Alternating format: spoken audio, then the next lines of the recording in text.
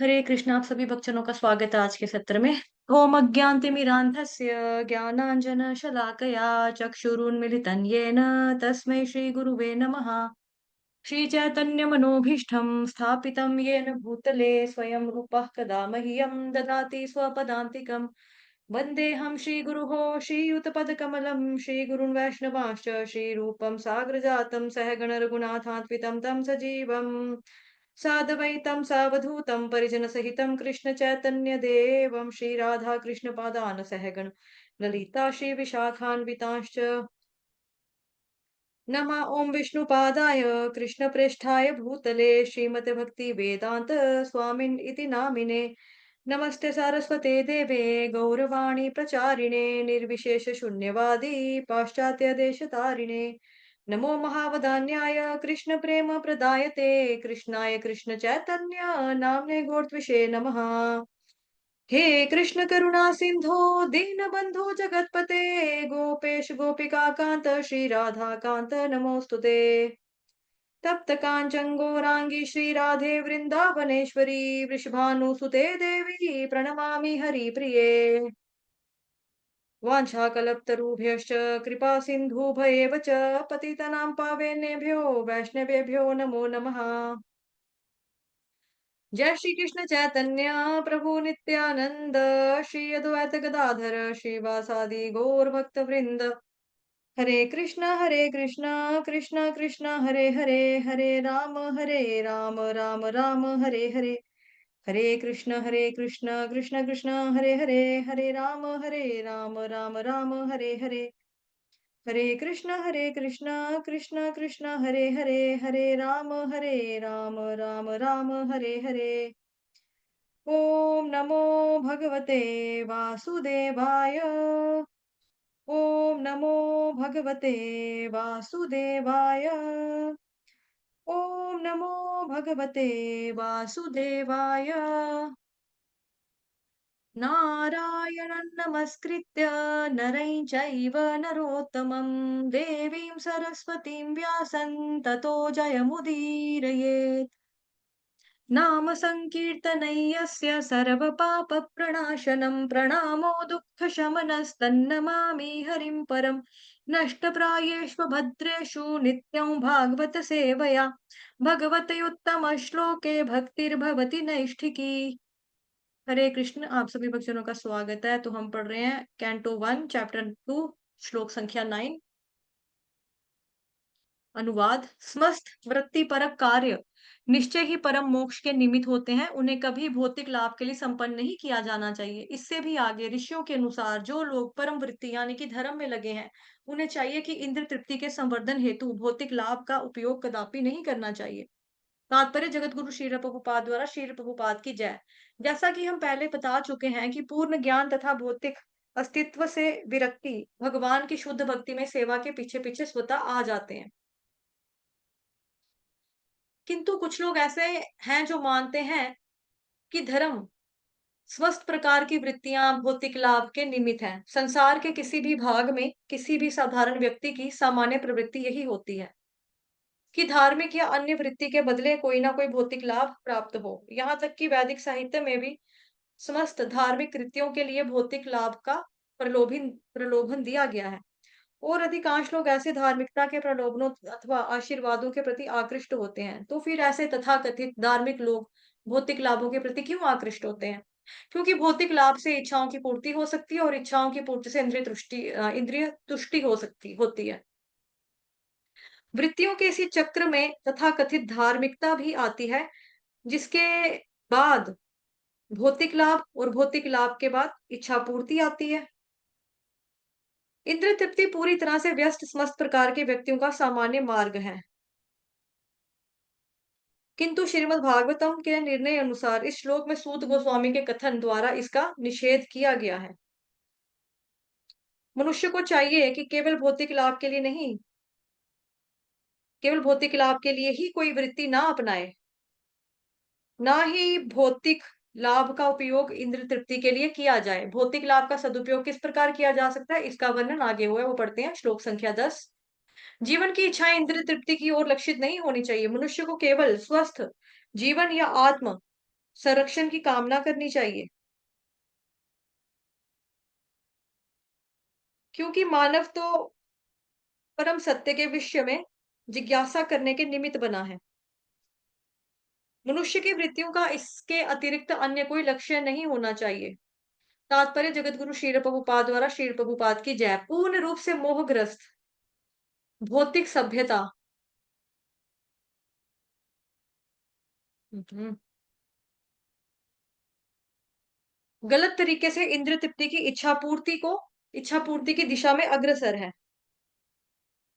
ऐसी सभ्यता में जीवन के सभी क्षेत्रों में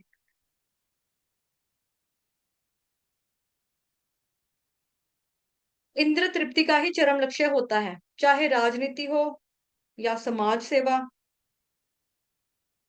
परोपकार, परहितवाद या धर्म, यहाँ तक कि मोक्ष में भी वही इंद्रिय तृप्ति के रंग की प्रधानता बढ़ती जाती है, बढ़ती ही जा रही है। राजनीतिक क्षेत्रों में लोगों के नेता अपनी अपनी इंद्रिय तृप्ति के लिए परस्पर झगड़ते हैं। मतदाता भी नेताओं को तभी मानते हैं जब वे उनकी इंद्रिय तृप्ति कराने का वचन देते हैं। जब मतदाता अपनी इंद्रिय तृप्ति से असंतुष्ट हो जाते हैं, तब वे नेता को पदच्युत करा देते हैं। नेताओं द्वारा मतदाताओं की इंद्रियों की तुष्टि ना करके उन्हें सदैव निराश करना पड़ता है। अन्य क्षेत्रों में भी ये लागू होता है।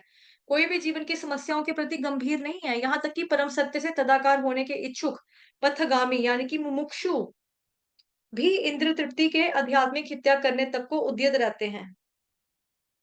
ठीक है। तो ये वाला परसों 4-5 दिन पहले भी हमने पढ़ा था ना, सेम चीज ही, कि जिसमें आपको मैंने बताया था कि जो पॉलिटिशियंस होते हैं और जो भक्त होते हैं उसके बीच में बताया था क्या डिफरेंस होता है, कि अपनी पार्टी वालों को ही ऐसे कर देते हैं। और पॉलिटिशियंस जो होते हैं, अगर वो फुलफिल नहीं उतर पाते, खरा नहीं उतर पाते हैं, जिन लोगों ने उनको वोट देकर जिताया है, तो फिर जो सरकार बनाते हैं वही सरकार गिराने की ताकत भी रखते हैं। मतलब जनता है ना, जनता जनार्दन, वो फिर कुछ भी कर सकती है उस वे में। तो वही चीज यहाँ पर बताई है।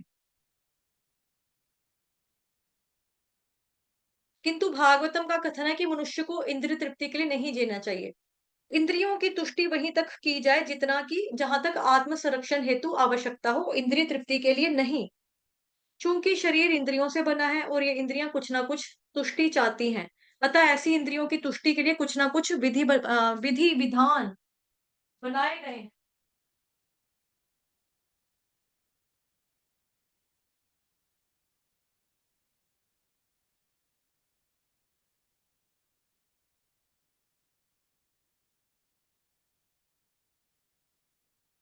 कुछ ना कुछ विधि विधान बनाए गए हैं, किंतु इंद्रियां, एक मिनट रुकना, कोई आया है, एक सेकंड।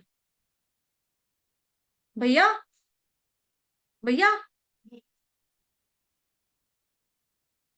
जहां तक आत्म संरक्षण हेतु आवश्यकता हो, इंद्रिय तृप्ति के लिए नहीं। क्योंकि शरीर इंद्रियों से बना है और ये इंद्रियां कुछ ना कुछ तुष्टि चाहती हैं, अतः ऐसी इंद्रियों की तुष्टि के लिए कुछ विधि विधान बनाए गए हैं, किंतु इंद्रियां अनियंत्रित भोग के लिए नहीं है। देखो जो ये चीज पढ़ रहे हैं ना हम, ये आपने भक्ति रसामृत सिंधु में भी पढ़ा था। ये जो लिखा है यहाँ पे कि भागवत का कथन क्या है, मनुष्य को इंद्रिय तृप्ति के लिए नहीं जीना चाहिए। इंद्रियों की तुष्टि वहीं तक की जाए जहां तक कि आत्म संरक्षण हेतु आवश्यकता हो। मतलब जितनी ज्यादा जितनी चीज की जरूरत है ना, उतना ही इस्तेमाल करना है, ज्यादा नहीं कि मतलब कि वो आपके भोग का कारण बने, फिर आगे जाके आपके लिए मतलब बंधन का कारण बने, उस वे में नहीं करना है। तो भक्ति स्वामी सिंधु का श्लोक पढ़ा था ना, अनासक्तस्य विषयान यथार्हम उपयुञ्जतः निर्बंध कृष्ण संबंधे युक्तम वैराग्यम उच्यते। उसमें बताया था, विषयों से आसक्ति रहित होकर अपनी भक्ति के अनुकूल यथा उपयुक्त विषय भोग करते हो, मतलब जितनी आपको जरूरत है उतना भोग करते हुए भगवान कृष्ण की भक्ति के संबंध में विशेष आग्रह रहना युक्त वैराग्य कहलाता है। ठीक है। ये हमने वहां पर भी चर्चा की थी। वो उसका था पहले अध्याय का, नहीं, पहले खंड का दूसरे अध्याय का 255 नंबर श्लोक था। ठीक है। तो वो पहले भी पढ़ा था।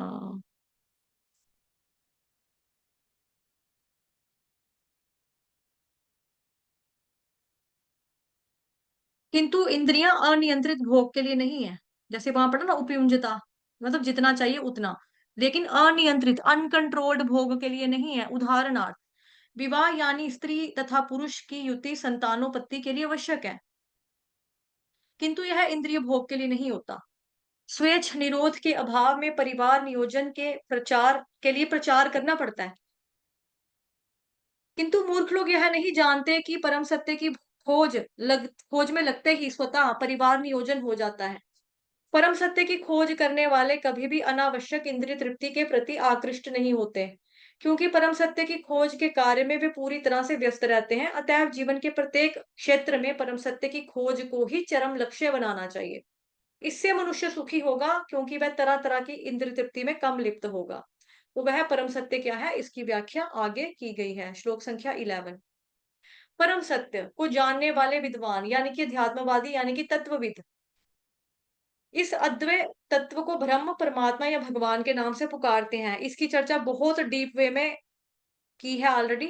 भगवत गीता में भी की है और भक्ति रसामृत सिंधु दोनों ग्रंथों में की थी। ठीक है? तो इसके बारे में नहीं बोलेंगे, इसको बस रीड करेंगे फिर अभी। तात्पर्य जगत गुरु शील प्रभुपाद द्वारा शील प्रभुपाद की जय।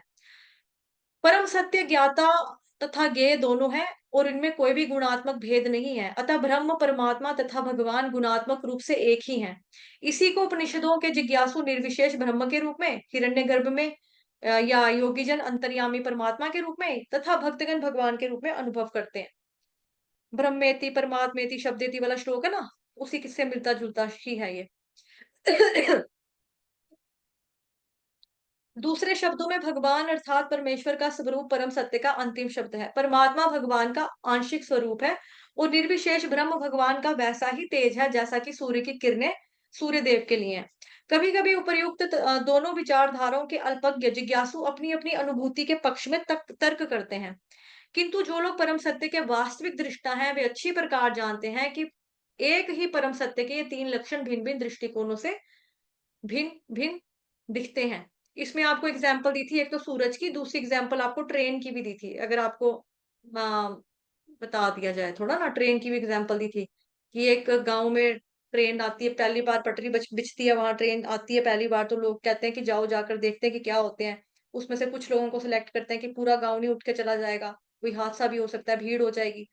है ना? याद आया वो वाली एग्जांपल? तो फिर एक आता है कहता है, ट्रेन एक लाइट है, वो दौड़ जाता है फटाफट गाँव में। मैंने देख ली ट्रेन क्या होती है, ट्रेन लाइट है, क्योंकि उसको इंजन आता दिखाई देता है। इंजन आता दिखाई देता है और वहां से उसको रोशनी होती है ना, लाइट लगी होती है, उसको वो नजर आता है, वो कहता है ये है जी। दूसरा वाला कहता है नहीं, उसके वो एक लंबी सी चीज थी, उसके पीछे डब्बे बड़े सारे थे, वो भी दौड़ गया फिर बताने के लिए।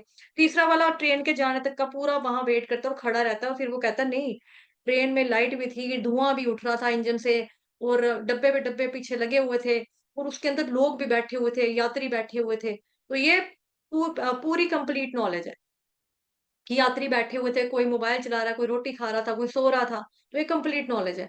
उसी तरह से क्या है कि तीन लक्षण है, एक ही चीज है, एक ही परम सत्य के ये तीन लक्षण भिन्न भिन्न दृष्टिकोणों से भिन्न भिन्न दिखते हैं। तो जिसका जैसा नजरिया वैसे वो देखता है। अगर कोई नर्सरी वाला बच्चा है, लोअर केजी नर्सरी फर्स्ट तक का, वो क्या देखेगा, उसको किरणों के रूप में यानी कि ब्रह्म के रूप में। जो उससे थोड़ा सा अच्छा स्टूडेंट है, थोड़ा हायर लेवल वाला है, वो क्या देखेगा, परमात्मा के रूप में। जो पूरा अच्छे से ज्ञान जिसको हो गया, वो किसको देखेगा, भगवान के रूप में। तो परम सत्य है एक ही, लेकिन उन्हीं के तीन लक्षण अलग अलग हैं, अलग अलग दृष्टिकोणों से भिन्न भिन्न दिखाई देते हैं।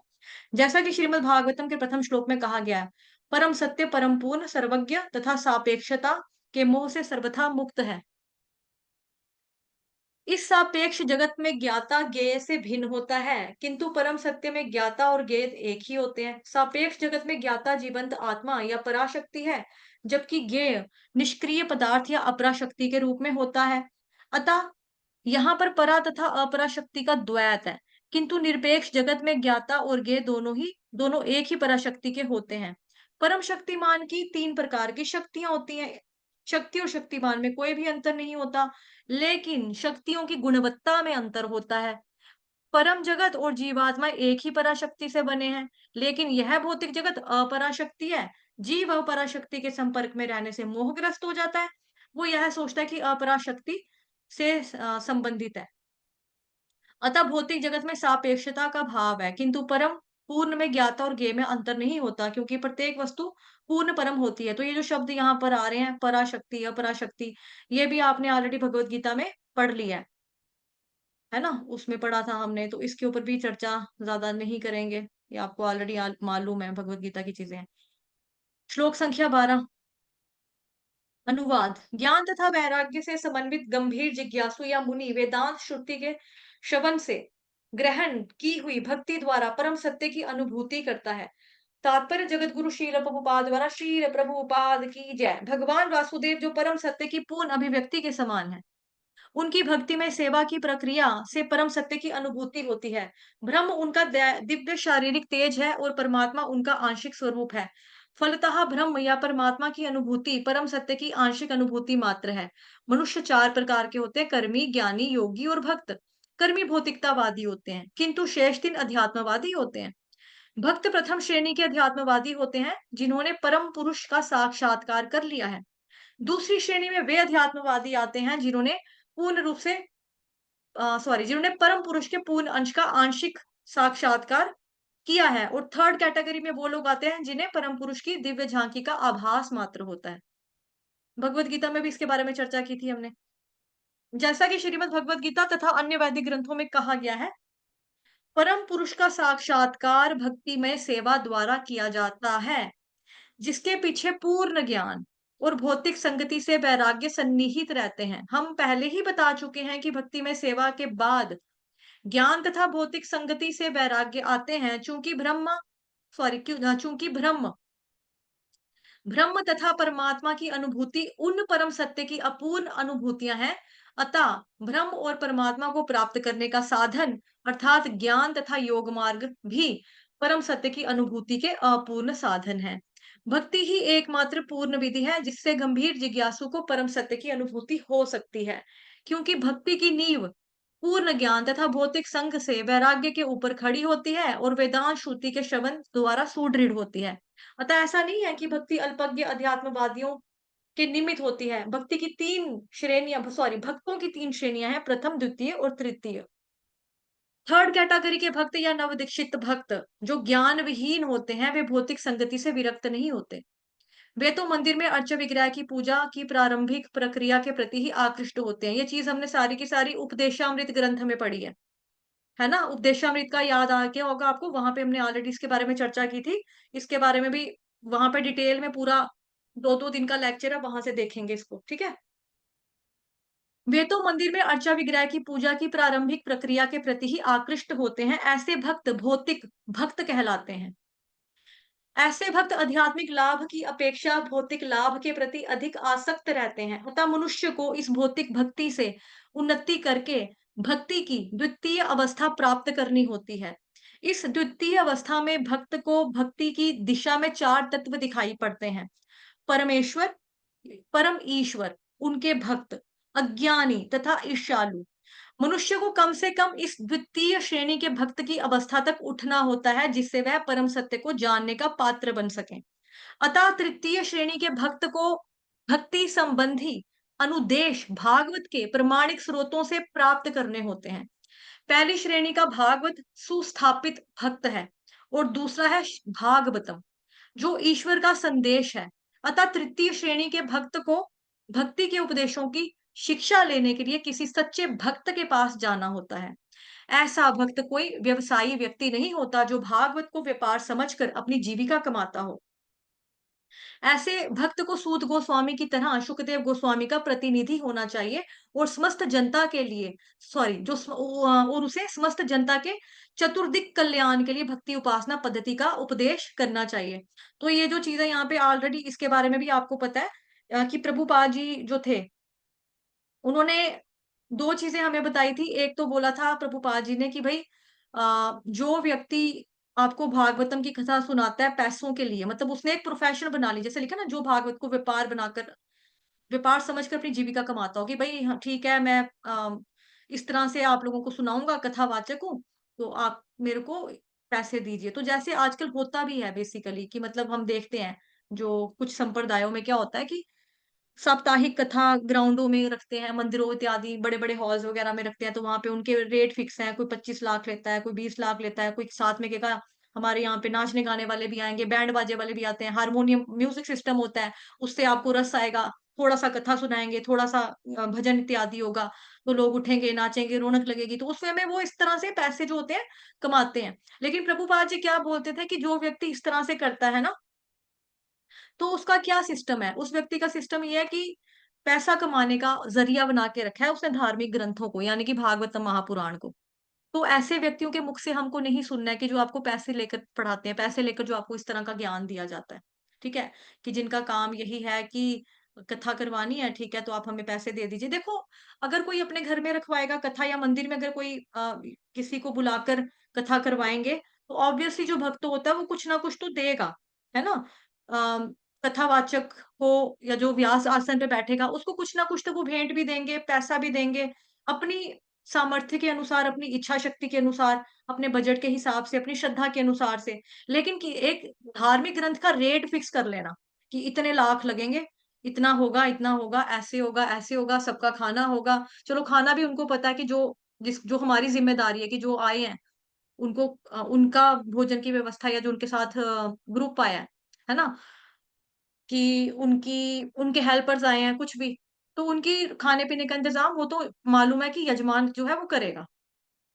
लेकिन ऐसे रेट फिक्स करना तो प्रभुपाद जी उसके लिए बोलते थे कि भई जो ऐसे करता है ना, वो उनके मुँह से भागवतम सुनना उस तरह से होगा कि जैसे आपने कोई दूध रखा है ना, तो दूध को अगर कोई ज़हरीला साँप फुँकार कर या छूकर चला जाए तो क्या होगा? वो दूध में ज़हरीला हो जाएगा दूध, तो वो वाला दूध पीकर आपको क्या होगा? तो ऐसे ही हम भागवतम कथा सुने क्योंकि वो भगवान कृष्ण के बारे में है। तो उस वे में वो इतना ज़्यादा तो नहीं है बुरा। लेकिन हमारा जो हृदय परिवर्तन है ना, जैसे कोई प्रचार करता है, कोई प्रचारक है, कोई हम हमें सुनाता है कुछ कथा सुनाई, हमें भागवतम सुनाई, हमने सुना बैठा, उनके पास बैठकर सुना। तो श्रवण से क्या होता है कि हमारा हृदय जो होता है वो परिवर्तित होता है। उसका शुद्धिकरण होता है। हमें चीज़ें पता लगती हैं कि हम पाप के रास्ते में हैं, अब हम गलत काम नहीं करेंगे, हम छोड़ देंगे, अब हम सच्चे रास्ते पे जाएँगे, अब हम भगवान की भक्ति करा करेंगे, भगवान के चरणों का सहारा लेंगे। जब तक जो कुछ किया है। जैसे भगवान ने गीता में बता दिया सर्वधर्मान् परित्यज्य मामेकं शरणं व्रज। वो पता लग गया चलो ठीक है भगवान खुद कह रहे हैं कि मैं माफ कर दूँगा, डरो मत। सभी प्रकार के धर्मों का परित्याग करो, केवल मेरी शरण में आ जाओ, मैं तुम्हें समस्त पापों से मुक्त कर दूँगा। भगवान गारंटी दे रहे हैं हम चले जाएँगे भगवान की शरण में। तो इस तरह से जो हमारे हृदय की शुद्धिकरण होता है मतलब पवित्रता आती है ना जो हमारे अंदर चित्त के अंदर, वो इन कथावाचक जो पैसे लेकर करते हैं ना प्रचार, उनसे सुनकर नहीं होता है हमारा शुद्धिकरण उतना, ठीक है? उनसे सुनकर हमें नहीं होगा। उनसे सुनकर क्या लगेगा थोड़े टाइम के लिए हमें अच्छा लगेगा, रौनक मेला लगी, उठे खड़े हो गए, थोड़ा-सा हाथ उठा के हरि बोल करके नाच लिया, उसके बाद वापस अपने घर में आए, वापस अपनी उसी में लग गए। उसके बाद कुछ फ़र्क नहीं पड़ा कि मतलब हमारा हृदय ही अगर शुद्ध नहीं हुआ, परिवर्तन नहीं हुआ दिल में, है ना? कुछ हमें अच्छे-बुरे का पता नहीं लगा, पाप-पुण्य के बीच में हम डिफ़रेंस अभी तक नहीं कर पाए, तो हमारे फिर इस तरह से पैसे दे के पढ़ने का या पैसे दे के सुनने का कोई फ़ायदा नहीं है, भागवतम को। दूसरा एग्ज़ाम्पल प्रभुपाद जी ये भी देते थे कि जो व्यक्ति अर्च विग्रह को रखता है, भगवान जी के जैसे अर्च विग्रह है, जैसे राधा मान लो कि राधा रानी और श्री कृष्ण का अर्च विग्रह जो है, उसने निकाली झांकी टाइप निकाल ली या थाली के ऊपर भगवान जी को रखा और लोगों के आगे पीछे थाली ले लेके घूमे और लोगों ने उसके ऊपर पैसे डालना शुरू कर दिए किसी ने 100 डाला 200 डाला इस तरह से डाला तो प्रभुपाद जी कहते थे जो व्यक्ति ऐसे करता है ना उससे बेटर है वो भिखारी बन के भीख मांग ले भिखारी बन के भीख मांग मांग कर खा ले लेकिन भगवान जी को जरिया मत बनाना इस चीज का कि मतलब अपनी इस गंदी हरकत का ना भगवान जी को मत बनाना सहारा कि मतलब हम ये करें और हम पैसा अर्जित करें, मतलब भगवान के नाम पे। प्रभुपाद जी कहते थे कि एक तो इससे जो पैसे के लिए आपको सुनाता है भागवतम, उनसे नहीं सुननी। उससे आपका हृदय परिवर्तित नहीं होगा। वो किसके समान है? जो साँप दूध को छू के जाता है, साँप दूध में फुस करके जाता है, फुंकार मार के जाता है, उसके समान है।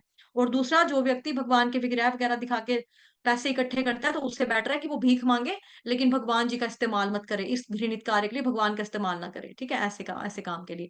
तो फिर हम क्या होना चाहिए? जो भक्त है जिससे हम सुनते हैं, सुनना चाहते हैं, ऐसे भक्त को सूत गोस्वामी की तरह शुकदेव गोस्वामी का प्रतिनिधि होना चाहिए। उसे समस्त जनता के चतुर्दिक कल्याण के लिए जैसे हमने देखा कि जो 6 प्रश्न पूछे इन्होंने जिज्ञासा के, है ना? मुनियों ने, ऋषि मुनियों जो नैमिषारण्य में 88,000 ऋषि टोटल इकट्ठे हुए थे। 88,000 88,000 ऋषि ऋषि जो थे, इकट्ठे हुए थे। उन लोगों ने जिज्ञासाएँ की, जो भी उनके प्रश्न थे, वो किन के लिए थे? जन के कल्याण के लिए, विश्व कल्याण के लिए, कि लोगों का भला कैसे होगा। तो ये भावना होनी चाहिए। तो लोगों का भला कैसे होगा? जब सुनेगा कोई भगवान जी के बारे में सुनेगा, उसका हृदय शुद्ध होगा, परिवर्तित होगा, भगवान जी का नाम जपेगा, उनके बारे में जिज्ञासा उठाएगा, करने की कोशिश करेगा, उनकी भक्ति करने की ट्राई करेगा। तो ये चीज़ है, भक्ति हमारे कल्याण के लिए। तो ऐसे लोगों को क्या करना है? उपासना पद्धति का उपदेश देना चाहिए। उपासना पद्धति, पद्धति किसको बोलते हैं? प्रोसेस को बोलते हैं ना, प्रोसेस को। उपासना पद्धति का उपदेश देना चाहिए कि क्या प्रोसेस है, भक्ति कैसे की जाए? आत्म साक्षात्कार का मार्ग जो है कलयुग प्राणियों के लिए क्या है? क्या बताया भगवान जी ने? हरेर नाम हरेर नाम केवलम कलो नास्त्यव नास्त्यव नास्त्यव गतिर्न्यथा। इस तरह से। नव जिज्ञासु भक्त को प्रामाणिक व्यक्तियों से सुनने में तनिक भी रुचि नहीं रहती, क्योंकि उसको पता नहीं है प्रामाणिक क्या है, तो वो प्रामाणिक क्या है। एक तो उसको ये नहीं पता, ठीक है? उनको वैल्यू नहीं पता, उनको ओहदा नहीं मालूम। तो ऐसा नव जिज्ञासु भक्त अपनी इंद्रिय तृप्ति के हेतु किसी व्यावसायिक व्यक्ति से सुनने का दिखावा करता है कि ਅਸੀਂ गए थे सी बाबा जी दे कोल, मतलब सॉरी पंजाबी बोल दिया कि हम गए थे बाबा जी के पास में, वहां पे जाके हमने सुना बाबा जी बड़े ज्ञानी हैं, बड़े ज्ञानी हैं। मैंने पूछा बाबा जी को मेरी शादी कब होगी? बाबा जी ने बोला कोई गाल नहीं, तू फलाने फलाना का काम तुम ये कर लो, तुम्हारी शादी हो जाएगी। मैंने पूछा बाबा जी को, मेरे घर बच्चे नहीं होते, तो बाबा जी ने मेरे को ये बताया, बाबा जी ने मेरे को एक टोटका बता दिया, उपाय बता दिया। मेरी दुकानदारी ठप चल रही है, मेरा बिज़नेस ऐसे ही चल रहा था, ठीक है? इस तरह की चीज़ें मतलब क्या है, ये भौतिक प्रश्न ही हैं, जो किस लिए जा रहा है? अपने किसी व्यावसायिक व्यक्ति के पास। मतलब जिसका प्रोफ़ेशन क्या है? पैसा फेंको, ज्ञान जो लेना है ले लो। मतलब कि टोटके उपाय टाइप जो लेते हैं ना, वो ले लिए। तो फिर उसके बाद क्या होता है, हम अमीर हो गए वापस से, हमारा आस्था बन जाती है। उसने माँग लिया हमसे बदले में कि आप बकरा ले आना, मुर्गा ले आना, इसको हुलाल-हुला करेंगे, तो फिर वहाँ पे बलि चढ़ाएँगे, तो फिर आपका काम हो जाएगा। किसी ने आपका ये बाँधा हुआ है, किसी ने ग्रह बाँधे हुए हैं, किसी ने आपका घर नहीं कोई बनने दे रहा, आपके ऊपर कर्जा नहीं, आप कर्ज मुक्त नहीं हो रहे हो। इस तरह की चीज़ें जो है वो बेसिकली काहे के लिए है? इंद्रिय तृप्ति के लिए ही है ना सारी की सारी। इंद्रिय तृप्ति के हेतु, कि ये चाहिए, वो चाहिए, फलान चाहिए, ढींग चाहिए। तो ऐसे लोगों से श्रवण करके भी क्या हो जाएगा? कुछ भी नहीं होगा। अब बेसिकली जो सच्चा साधु होता है, जो प्रामाणिक बताया जैसे यहाँ पे कि प्रामाणिक व्यक्तियों से हमें सुनना चाहिए, ठीक है? तो किन और वो हमें क्या बताएँगे साथ में? उपासना का उपदेश देंगे। उपासना पद्धति का उपदेश देते हैं वो लोग हमें। तो प्रामाणिक व्यक्ति हमें सही रास्ता बताता है। अब जो प्रामाणिक व्यक्ति होंगे ना, वो साफ बोलेंगे, मतलब जैसे इस्कॉन में है, वो क्या बोलते हैं आध्यात्मिक प्रश्न पूछो, गुरु महाराज जी से कोई भी सवाल पूछना है या आपने अपने सीनियर डिवोटी से कुछ प्रश्न पूछना है, शिक्षक गुरु से प्रश्न पूछना है, तो दैट प्रश्न शुड बी स्पिरिचुअल, आध्यात्मिक प्रश्न होना चाहिए। ये नहीं कि मेरे घर बच्चे नहीं हो रहे, ये नहीं कि मेरी शादी कब होगी, ये नहीं कि मेरा रंग इतना काला है, काले काले होने की वजह से मेरा रिश्ता नहीं हो रहा, मेरे से कोई लड़की नहीं पट रही, मैं कैसे बैठा हूँ, मेरे मम्मी की भी डेथ होगी, मेरे पापा की भी डेथ होगी, मेरे घर में कोई रसोई खोलने वाला नहीं आया कि मेरे घर में चूल्हा पके, कोई लड़की नहीं मेरे को मिल रही है, मैं कहाँ जाऊँ? इस तरह की चीज़ें, मैं गंजा हो गया, मैं क्या करूँ?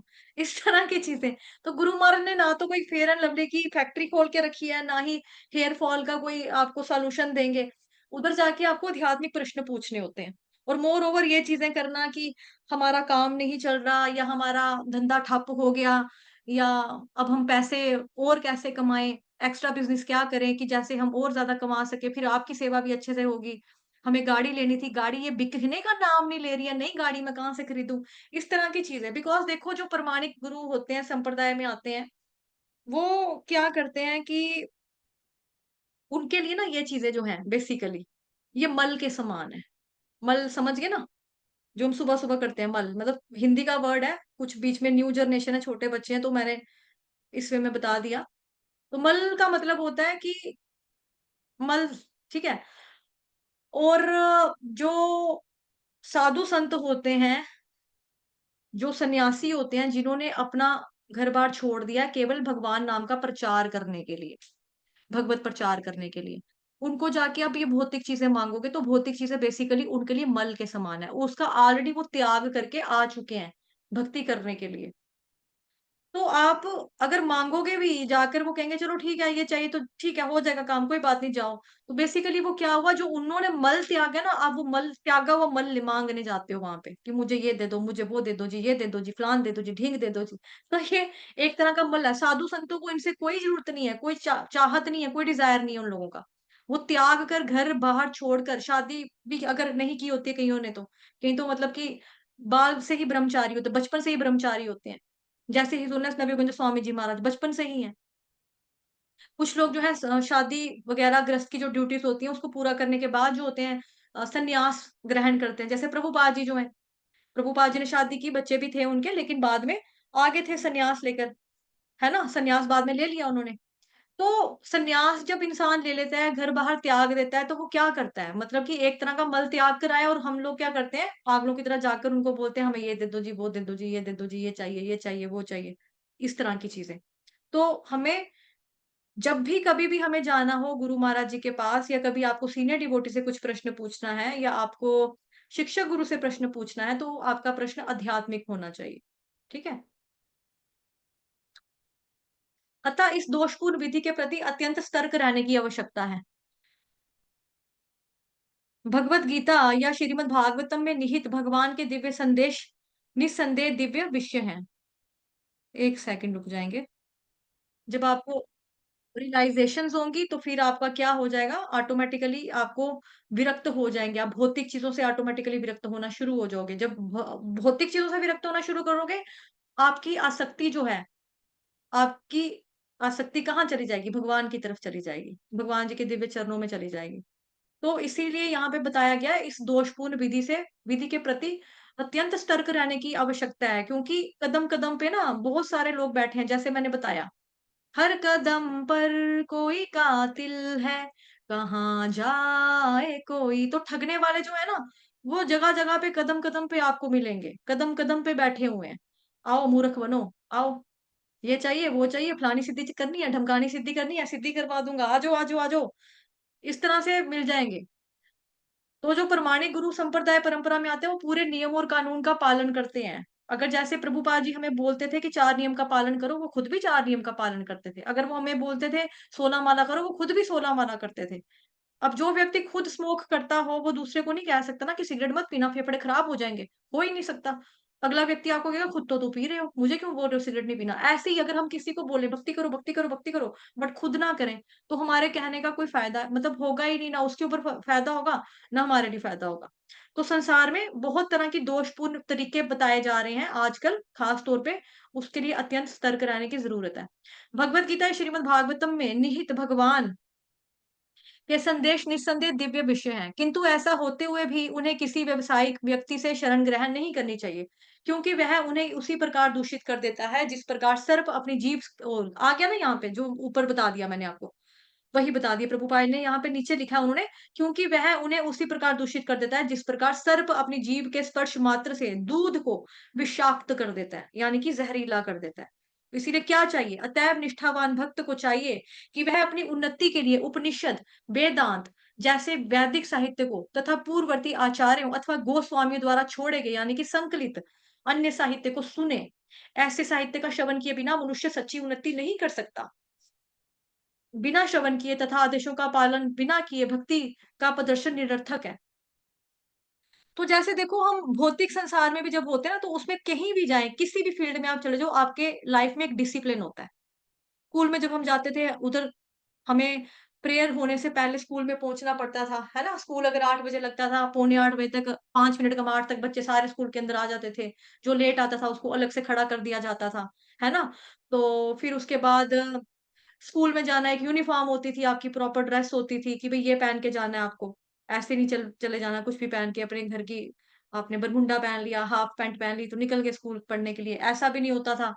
होमवर्क अगर मिला है तो उसको लर्न करके लाना है, रिटन वर्क मिला है, लिखने वाला मिला है तो उसको लिखने वाला काम है, ठीक है? ऐसे ही अगर आप जिम में जाते हो, वहाँ पे आपका जो इंस्ट्रक्टर होता है, जो आपको वो बताता है, आपको वो चीज़ करनी पड़ती है।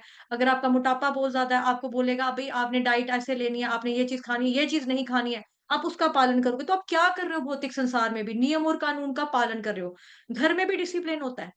घर में भी डिसिप्लिन होता है, जैसे मेरे पापा थे वो मुझे बोलते थे कि जब पहले कहीं पे आप बाहर जैसे बच्चे-बच्चे खेलने चले जाते हैं ना, तो एक-दूसरों के घरों में जाते थे बच्चे-बच्चे खेलने। जैसे मैंने जाना किसी बच्चे के घर में खेलने के लिए, तो मेरे पापा ने बोला कि जब शाम को देखते हो ना आप कि किसी की भी लाइट ऑन हो चुकी है, किसी के घर की भी एक लाइट जली, चाहे वो 5 बजे हैं या 6 बजे हैं, अपने घर में उसी वक़्त आ जाना चाहिए।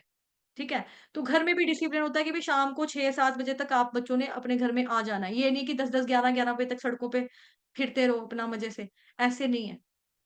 कोई चीज़ अगर आपको चाहिए, नोटबुक खत्म है, तो उसका भी टाइम होता था प्रॉपर कि शाम को जाओ लेने के लिए, या दिन-दिन में चले जाओ। ये नहीं है कि रात को 8 बजे स्कूल का काम करने बैठे, पापा मेरी तो कॉपी खत्म है, पापा मैं अंकल की दुकान से आके पेन कॉपी लेकर आऊँ। तो कहते थे सुबह कहाँ दिन में कहाँ थे, रात को नहीं जाना। तो होती ना कुछ चीज़ें, घर में भी डिसिप्लिन होता है इंसान का कि सोने का टाइम होता है आपका फिक्स, टीवी देखने का टाइम होता है, खाने का टाइम होता है कि इतने बजे नाश्ता, इतने बजे रोटी है, इतने बजे डिनर होगा, इतने बजे सोना है, फिर सुबह स्कूल उठना है, ऑफिस में जाना है, काम पे जाना है, ऑफिस में जाते हैं, वहाँ पे भी डिसिप्लिन होता है, वहाँ पे भी आपकी टाइमिंग होती है, वहाँ पे भी एक कुछ ड्रेस होता है आपका यूनिफ़ॉर्म, तो चलो किसी-किसी ऑफिस में होती है, किसी-किसी ऑफिस में फॉर्मल में जाना पड़ता है, लेकिन फिर भी वैसे वाले ये नहीं है कि आप जीन की पैंट पहन के निकल गए या टी-शर्ट पहन के निकल गए या हाफ पैंट पहन के निकल जाओगे। वहाँ पर भी आपका एक तरीका है जाने का। कोट पैंट होगा या पैंट शर्ट होगी, है ना? कुछ इस तरह से होगा। टाई होगी, किसी-किसी में होता है। तो अपना-अपना सिस्टम है सबका, तो हर जगह पे क्या है, डिसिप्लिन तो होता ही होता है। तो हम ये कैसे समझ सकते हैं, कैसे हम सोच सकते हैं कि भक्ति अगर हम करेंगे, भगवान के लिए करनी है हमने, ठीक है? और ये जो है भौतिक जगत, यहाँ पे तो वापस बार-बार आना है। यहाँ पे अगर इतना डिसिप्लिन है छोटी-छोटी चीज़ों के लिए, छोटे-छोटे बातों के लिए, कोई घर में आया तो चेयर के ऊपर टाँगे चढ़ा के मत बैठो, टाँगे खोल के मत बैठो, टाँगों को जोड़ कर बैठो, लेटो ऐसे मत लेटो, ठीक है? कपड़े ढंग के पहनो। अगर आपको लग रहा है कि गर्मी है तो फिर पेट के ऊपर कम से कम पिलो लेकर लेटो, या पेट के ऊपर कपड़ा लेकर लेटो, अपनी सीने को कवर करके रखो। कितने डिसिप्लिन हमारे भौतिक जगत में होते हैं, इनफैक्ट घरों में इतना कुछ होता है, छोटी-छोटी बातों पे हमको रोका-टोका जाता है। ऐसे क्यों बैठे हो, वैसे क्यों बैठे हो, ऐसे ख़ारिश नहीं करनी, मुँह के ऊपर ख़ारिश किए जाकर हाथ धो लो, सिर के ऊपर नाक में उँगली डाली हाथ धो लो, कितनी चीज़ें हमें होती हैं। कितना कुछ छोटा-छोटा वो हमको बताते हैं। लेकिन जब इन मनुष्य भक्ति में आता है ना, तो अभी हमें सोचने वाली बात है कि भौतिक संसार में जो कि टेम्पररी है, यहाँ पे आना-जाना, आना-जाना, आना-जाना लगा रहता है 84 लाख योनियों में, और अगर हमें इससे परमानेंट छुटकारा चाहिए, जो आध्यात्मिक जगत है, वहाँ पे जाना है, आध्यात्मिक हमें कुछ ग्रोथ करनी है अपनी स्पिरिचुअली, तो क्या वहाँ पे कोई नियम नहीं होगा? कोई डिसिप्लिन नहीं होगा भक्ति में? कोई डिसिप्लिन नहीं है। ऑब्वियसली वहाँ पर भी है। यहाँ पर भी है कि आप टेम्पल में जाओगे तो पुरुष पुरुष जो है वो धोती पहनेंगे, जो माता जन है वो साड़ी पहनेंगी या सूट पहनेंगी, सर को ढकेंगी, ठीक है? इसके अलावा जब आप पूजा, हवन इत्यादि में बैठते हो, बाल खुले छोड़ के नहीं बैठने, कम से कम रबर बैंड तो लगा कर रखना है, सिर को ढकना है, रबर लगाना है, अगर शैम्पू भी किया तब भी आपके, अगर बाल नहीं बाँध रहे तो सिर के ऊपर छोटा-सा रिबन रखो, बट रखो। तो ये सारी चीज़ें क्या है, नियम और कानून। इस्कॉन में क्या बताया जाता है, और 4 नियमों का पालन करो, सुबह उठो, मॉर्निंग साधना आपकी, मंगल आरती ज़रूरी है, वो आपको करनी है, हरे कृष्ण महामंत्र का जप आपने करना है, वो ज़रूरी है। जो चीज़ खानी है, पहले भगवान जी को लिए बनानी है, भगवान जी को भोग लगानी है, उसके बाद आपको प्रसाद रूप में पाना है ना? गुरु की सेवा करनी है, कृष्ण की सेवा करनी है, इस तरह से आपको म भगवान का भक्त के साथ इस तरह से आदान-प्रदान होगा। यहाँ पे भी डिसिप्लिन है, यहाँ पर भी डिसिप्लिन है। अब देखो जैसे मॉर्निंग होती है, कोई पता है कि 4 बजे चैंटिंग सेशन स्टार्ट हो जाता है। और कुछ जो अच्छे डिवोटीज़ हैं, जिनको भगवान जी से जिन्होंने भगवान जी के नाम का आश्चर्य लिया हुआ है, जिनको भगवान का नाम जपने का आनंद आता है, मज़ा आता है, क्योंकि वो उस स्वाद को अनुभव कर पा रहे हैं। वो लोग सवा 3 बजे आ जाते हैं, साढ़े 3 बजे आ जाते हैं। सवा 3, साढ़े 3 बजे वो लोग आ जाते हैं, अपना मीटिंग ऑन करते हैं और चैंटिंग करना शुरू कर देते हैं। और अगर कोई व्यक्ति जब लेट आता है, मैं बोलूँ कि भई लेट क्यों आए हो? तो उनके मुँह बन जाते हैं कि भई हमें क्यों बोल दिया कि हम लेट आए हैं। और लेट आने का ये भी नहीं है कि वो कुछ आरती कर रहे थे इसलिए लेट हो गए, वो सोते जो हैं, रात को देर तक सोएँगे, माताजी रात को टीवी देख रहे थे, इसलिए सुबह आँख नहीं खुली। कभी आँख नहीं लगी, कभी आँख नहीं खुली, बस इन आँखों का ही खेल है सारा। फिर वो गाना भी है ना, नैनों की मत सुनियो रे, नैनों की मत सुनियो। नैना ठग लेंगे नैना ठग लेंगे। ऐसी है, किसी की आँख नहीं खुली, किसी की आँख नहीं लगी, किसी की आँख लग गई, तो फिर नैना ठग लेंगे। तो फिर क्या क्या होगा हमारे साथ? हम उठ नहीं रहे हैं अगर भक्ति करने के लिए। जब हमको प्रभुपाद जी ने बताया, जब हमको शास्त्रों ने बताया कि ब्रह्म मुहूर्त में जप करने का महत्व ही अलग है। वही महत्व मतलब वही उसी की इम्पोर्टेंस है ब्रह्म मुहूर्त में उठ के करना। अब कई लोग होते हैं रात को 11 बजे माला कर रहे होते हैं, एक्स्ट्रा राउंड भी नहीं। 16 माला जो होती है ना, वही वही चल रही होती है। 4 माला सुबह आकर कर ली, 5 माला करी रोटी खाने के बाद, थोड़ी-सी माला की बाद में, फिर रात को ठुड्डे-ठुड्डे खाते, गिरते-पड़ते, यहाँ-वहाँ, कभी बेड पे लेटे, कभी सोफ़े पे गिरे, कभी टीवी देख लिया, कभी मोबाइल चला लिया, गिरते-पड़ते अपनी 16 माला का कोटा पूरा किया, तो फिर सोचते हैं हाँ, हमारी 16 माला होगी। फिर कहते हैं चेंजेस नहीं आ रही, फ़ील नहीं कर रहे, प्रॉब्लम क्या है? हमें समझ नहीं आ रहा, हम पहले भी गुस्से वाले थे, आज भी गुस्से वाले हैं, हम पहले भी गाली निकालते थे, आज भी गाली निकालते हैं, कोई चेंज नहीं है, क्यों नहीं है? क्यों नहीं है? पहले भी परेशान आत्मा थे, अभी भी परेशान आत्मा है, क्यों है? क्यों है? इसीलिए सर, क्योंकि आप जो एक टाइम है प्रॉपर हमें बताया है, उसको फॉलो नहीं कर रहे हैं। नियम और कानून, नियम का मतलब क्या होता है? लॉज़ जो हैं हमें बताए हैं, रूल्स एंड रेगुलेशंस वो फॉलो करने के लिए बताए हैं। वो बागी लोग होते हैं, बगावत करने वाले लोग होते हैं, जो ये कहते हैं ना, फिल्मों का जो डायलॉग मारते हैं कि रूल जो है ये तोड़ने के लिए ही होते हैं, कानून बनते ही तोड़ने के लिए, कि कोई इसको तोड़ेगा। तो कानून तोड़ने के लिए नहीं है। जब आप सोचो कि भौतिक जगत में आपको इतना डिसिप्लिन में रखा जाता है बचपन से ही, स्कूल में, घर में, ट्यूशन सेंटर में, ऑफिस में, जिम में, है ना? कहीं आप स्विमिंग करने जाते हो वहां पर भी उनको वो भी बताते हैं, यहाँ से डाई लगानी, यहाँ से डाई नहीं लगानी, इधर से इतना इतना पानी, इतना ये वो, ये पहन के आना, वो पहन के आना। तो क्या भगवान की भक्ति करनी है, वहां पे कोई नियम कानून का पालन नहीं होगा? वहां पे भी है बहुत सारी चीजें। भक्ति साम्य सिंधु में सब कुछ बताया हुआ डीप वे में। ठीक है। तो आदेशों का पालन अगर हम सोचे कि हम कर लेंगे, भक्ति माला जपनी है, माला जपेंगे, लेकिन श्रवण नहीं करेंगे, बट हमको भूलना नहीं चाहिए, श्रवण जो है पहला प्रोसेस है। क्योंकि बार-बार आपको 2-3 दिन से लगातार चीज़ बताई जा रही है ना, एक तस्वीर आपको बार-बार दिखाई है। क्या तस्वीर दिखाई है? कानों की, कि जिसमें जो कान होते हैं, दोनों जुड़ जाएँ तो क्या बनता है? हार्ट का शेप, दिल का शेप ले लेता है। कानों से जो हम सुनते हैं वो सीधा हमारे हृदय में उतरता है। हृदय में उतरता है तो फिर हमारा हृदय चेंज होता है, हृदय हमारा शुद्ध होता है, हम भगवान जी का नाम जपते हैं। फिर भगवान जी का नाम जप के जो भौतिक कल्मश होते हैं, पुराने कई जन्म-जन्मांतरों के जो काले चिट्ठे हमारे दिल के ऊपर छपी हुई जो चीज़ें होती हैं, वो धीरे-धीरे करके दूर होती हैं। जब वो दूर होती हैं तो भगवान वहाँ पे आते हैं, स्थापित हो जाते हैं। मतलब वैसे भी भगवान वहीं पर हैं। वैसे भी भगवान वहीं पर हैं। बट देखो ना, हृदय और आत्मा जो है, मतलब हमारी जो आत्मा है, जो दिल है, दिल में क्या है? दिल में 2 चीज़ें हैं, एक तो आत्मा और एक परमात्मा, ठीक? ये 2 चीज़ें फिक्स हैं, मतलब रहती हैं वहाँ पे। अब हम लोगों का दिल इतना बड़ा होता है ना, खास तौर पे जो आदमी लोग होते हैं, उन लोगों का, कि मुझे ये भी पसंद है, मुझे वो भी पसंद है, इसके मुझे बाल पसंद है, उसके मुझे गाल पसंद है, उसकी मुझे नाक पसंद है, इसकी मुझे स्माइल पसंद है, उसके साथ मुझे बातें करना पसंद है, उसके साथ मुझे घूमना पसंद है, उसके साथ मुझे खाना खाना पसंद है। तो एक मेरे को फ़ोन के ऊपर चैटिंग करने के लिए चाहिए, एक मेरे को फ़ोनों के ऊपर बातें करने के लिए चाहिए। तो इस तरह से जब हम अपने दिल के अंदर लोगों को घुसा, आओ, आओ, तू भी आजा, तू भी आजा, तू भी आजा। मेरा दिल है बहुत बड़ा, आ जाओ, सारे आ जाओ, सारे आ जाओ।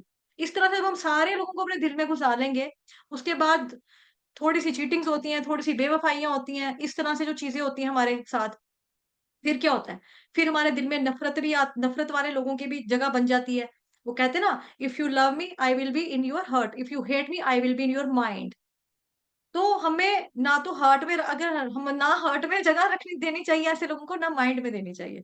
वो ठीक है कि हमें अपनी ज़िम्मेदारी पूरी करनी है, अगर हमारा कोई हस्बैंड है, हमारी कोई वाइफ़ है, हमारे बच्चे हैं, उनके प्रति स्वधर्म जो हमारा है, उसका पालन तो हमें करना है, नो डाउट करना है।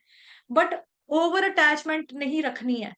और ऐसे इतने सारी चीज़ें, इतने सारे लोग, ईर्ष्या, ये तरह-तरह की काम, वासना, लोभ, मोह, सब चीज़ें हमारे हृदय के अंदर ऐसे बैठी होती है, और इस जन्म की नहीं, कई जन्मों की, जितने हमारे अनगिनत अनकाउंटेबल बर्थ हुए हैं, उतने सारे जन्मों जन्मों का चित्त जो हमारे चित्त के ऊपर ये सारे चिपके हुए हैं। तो ये हटेंगे कैसे? धीरे-धीरे हटेंगे ना, हरे कृष्ण महामंत्र का जप करेंगे, श्रवण करेंगे तब। पहले श्रवण करना बहुत ज़रूरी है। श्रवण किए बिना, आप आदेशों का पालन किए बिना भक्ति का प्रदर्शन निरर्थक है। और ऐसा, और यह भक्त के पथ में अवरोध जैसा है। अगर आप सोचो कि हम श्रवण ही नहीं करेंगे तो क्या होगा? अवरोध, रोड़ा, भक्ति के रास्ते में, मार्ग में क्या है? पत्थर के समान है। अगर आप सुनोगे नहीं, श्रवण नहीं करोगे, तो श्रवण बहुत इंपॉर्टेंट है। नवधा भक्ति में सबसे पहले श्रवणम, उसके बाद कीर्तनम। कौन बताएगा नवधा भक्ति के सारे 9 के 9 नाम? हैंड रेज़ करो। हरे कृष्णा, फटाफट हैंड रेज़ करो। क्वेश्चन समझ में आया? सो गए हो? मेरी आवाज़ आ रही है? हरे कृष्णा, क्या आप लोग मेरे को सुन पा रहे हैं? नवधा भक्ति के जी नाम मैम। कौन गिनाएगा? नवधा भक्ति। श्रवण कीर्तन दास्य सेवन, 4 ही आ भगवान रहा जी बोलो थोड़ा।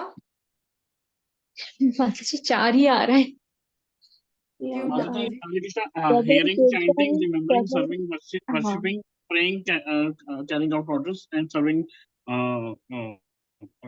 the Lord.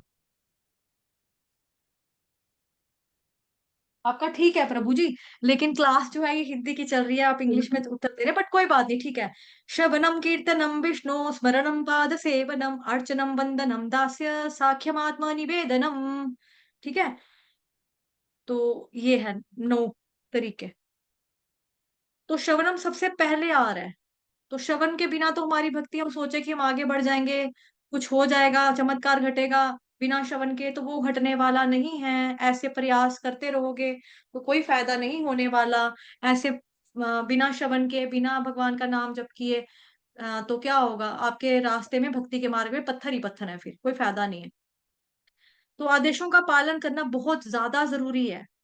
ठीक है, जो हमें बताया जाता है, जैसे बाहर का नहीं खाना, लहसुन प्याज मीट अंडा गंडा ये सब नहीं खाना, फिर उसके बाद जी कॉफी नहीं पीनी, चाय नहीं पीनी, इस तरह की जो चीजें हमें बताई हैं, अनुकूल से, है ना, अनुकूल से प्रतिकूल वाला जो श्लोक था, अनुकूल से संकल्प प्रतिकूल से वर्जनम, रक्षति विश्वासो गोप्तृत्वे वर्णम, तथा, है ना वो वाला श्लोक जो हमने पढ़ा था हरि भक्ति विलास से।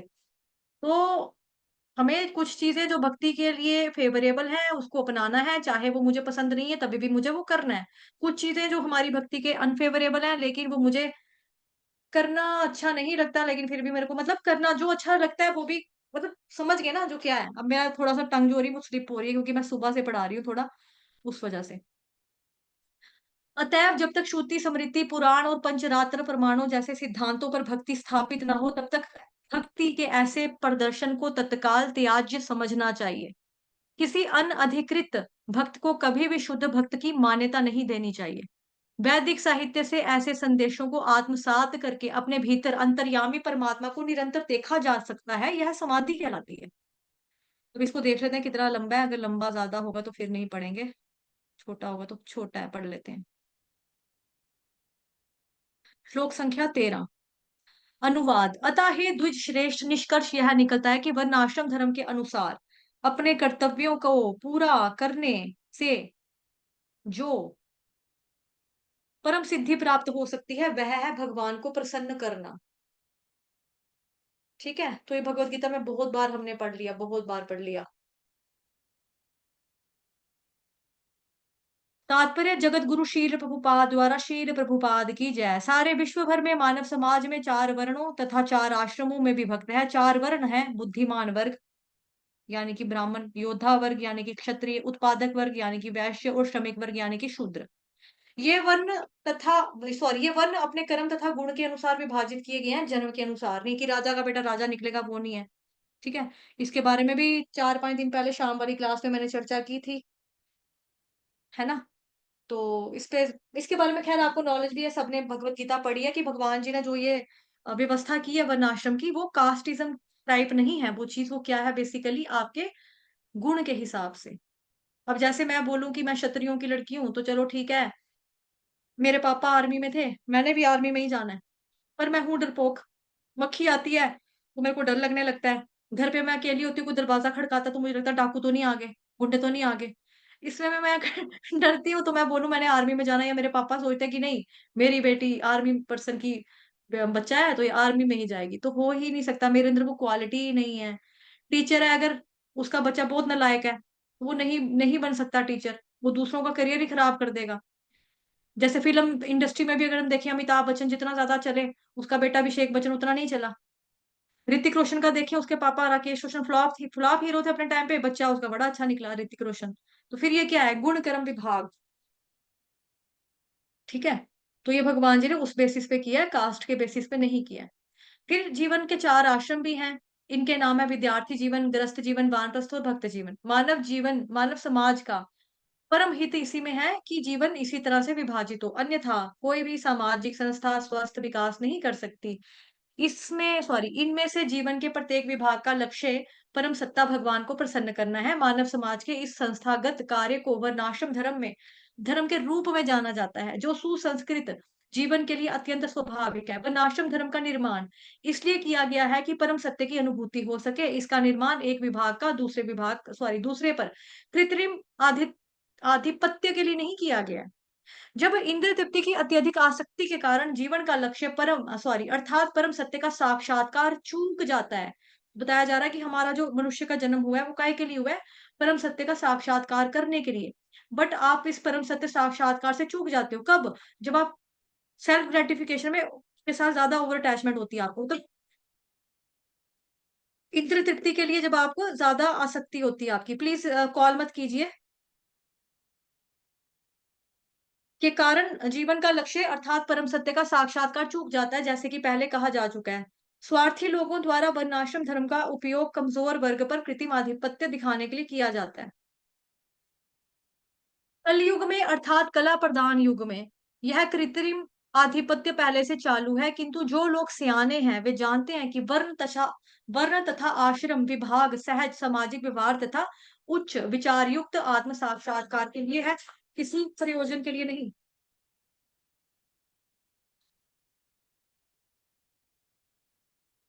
यहाँ पर श्रीमद् भागवतम का कथन है कि जीवन का सर्वोच्च लक्ष्य या वर्णाश्रम धर्म की चरम सिद्धि यह है कि हम सब मिलकर परमेश्वर को प्रसन्न रखें। इसकी पुष्टि श्रीमद् भगवद गीता के श्लोक संख्या 4 के 13वें श्लोक में भी हुई है। तो वही जैसे मैंने बताया था कि भगवद गीता में ऑलरेडी हम लोग ये पढ़ चुके हैं ना, ये वाला श्लोक हमने बहुत डिटेल में पढ़ा हुआ है ऑलरेडी, पहले भी बहुत बार।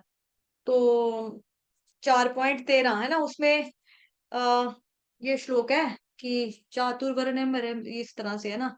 रुको मुझे 1 मिनट रिमाइंड करने दो।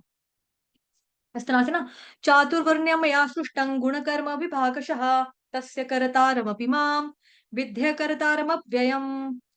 तो उसका अनुवाद ये है कि जो अ, प्रकृति के जो 3 गुण हैं उनसे संबद्ध कर्म के अनुसार मेरे द्वारा मानव समाज के 4 विभाग रचे गए, भगवान कहते हैं। पर मैं इस व्यवस्था का सृष्टा हूँ, किंतु तुम यह जान लो कि इतने पर भी मैं अव्यय करता हूँ।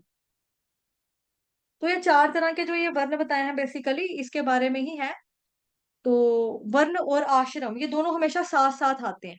जहाँ पे वर्ण शब्द है वहाँ पे आश्रम ऑटोमेटिकली आ जाता है।